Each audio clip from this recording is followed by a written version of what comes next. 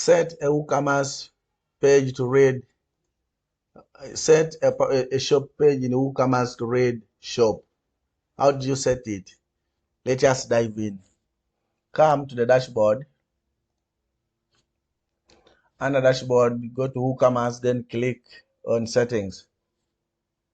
When you're under settings, click products. When you're under products, you'll see shop pages. First, here you'll see shop page, then you can check here, then you select the shop page. For example, we had created shop, this one. Add to cart behavior, redirect to cart page after successful. You can check that one.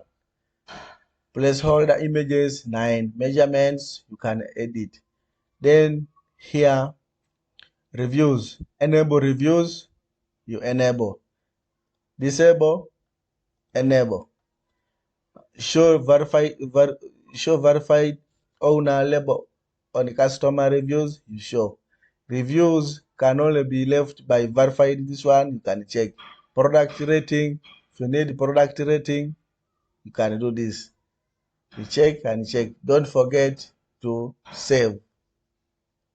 After saving, then you are done. Please subscribe to my YouTube channel for more information like this.